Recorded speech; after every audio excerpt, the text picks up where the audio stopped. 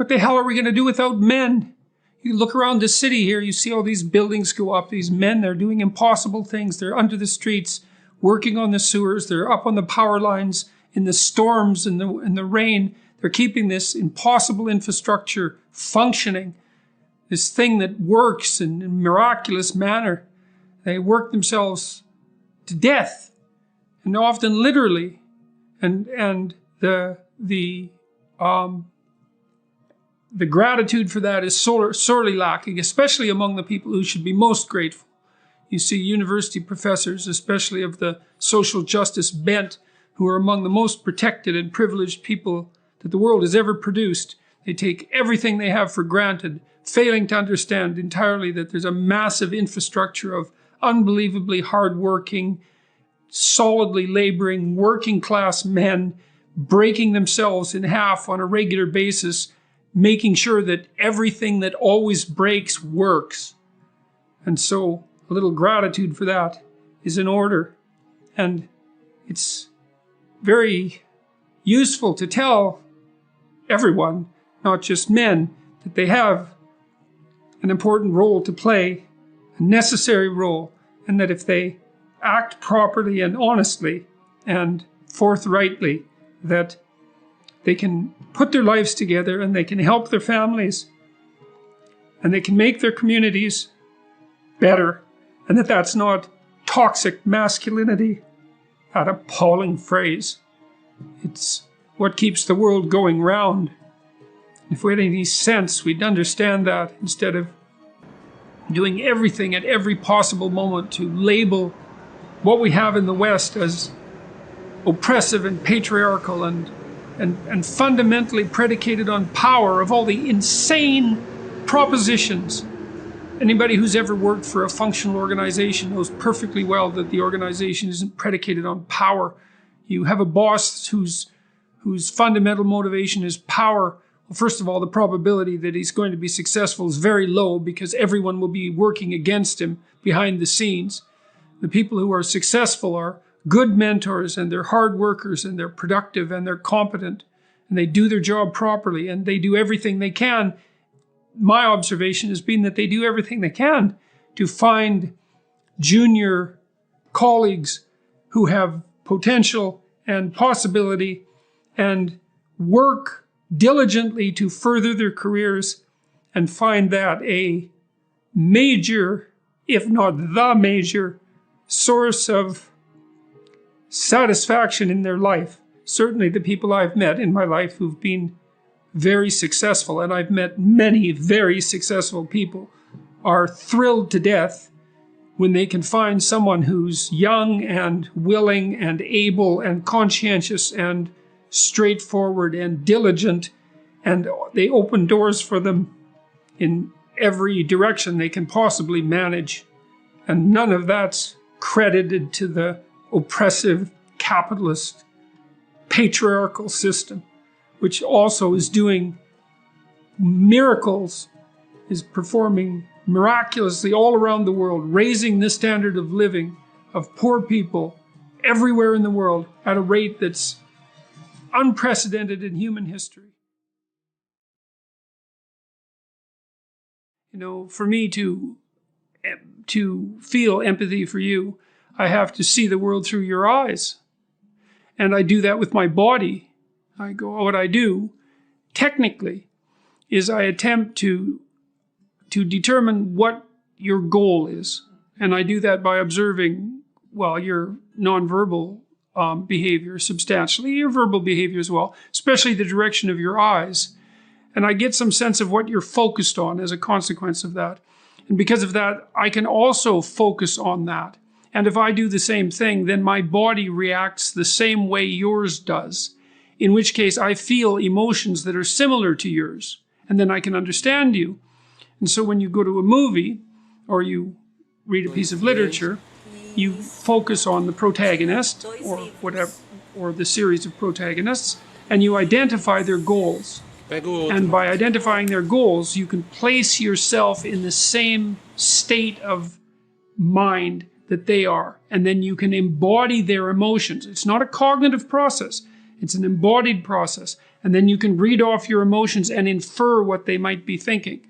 And then that gives you the opportunity to see the world from the perspective of other people, which you need to do if you're going to cooperate and compete with them successfully.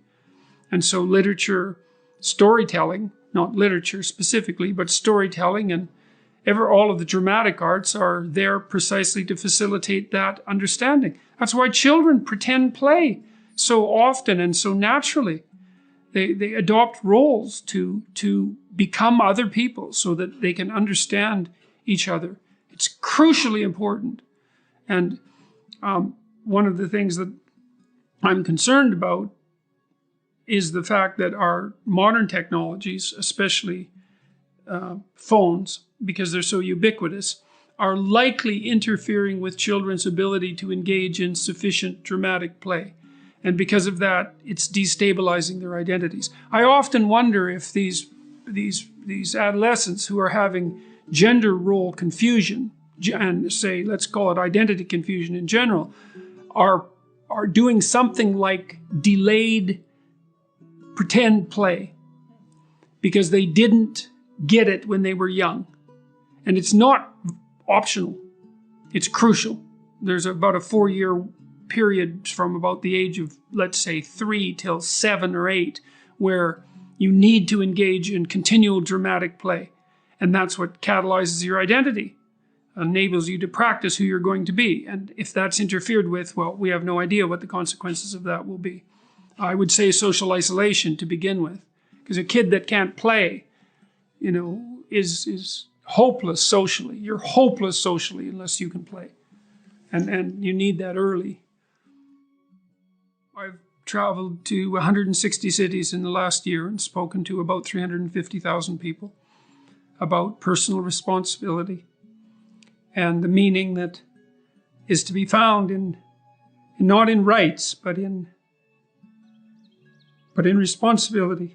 And no one seems to be talking about that for reasons I don't understand. And so people are starving to hear that, also for reasons I don't understand. So that's the situation now. And it's a very odd life. Although my name is not, I would say, particularly positive among certain elements of the press. I'm accused of all sorts of things that have absolutely nothing to do with what I believe. But my normal life, such as it is continually punctuated by encounters with people on the street. Dozens a day, if I go outside, of people who tell me that they've watched my videos, they listen to my podcasts, they read my book, they were in desperate straits 6 months ago, they're doing much better. And so they're thankful about that and help and pleased that someone is offering them an encouraging word.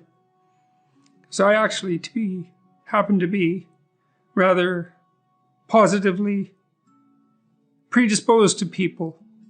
And I think that's rare because in our culture we believe that we're something like a cancer on the planet and that our activity is unconscionably destructive and that the best thing we could do is to cease having children and make ourselves scarce. And I think that that's a viewpoint that's cruel and vicious and resentful and appalling. And I buy none of it. We do the best we can under very difficult circumstances, and we're only barely waking up to our planetary responsibilities and not doing such a bad job for people who've only figured it out 50 years ago. So I'm trying to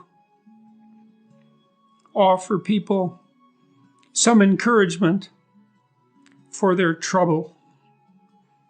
And they seem in staggeringly desperate need of that.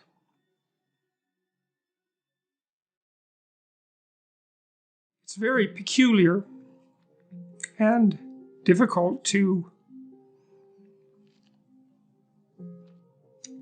accustom myself to meeting endless parades of strangers everywhere in the world who tell me a desperate story with a happy ending.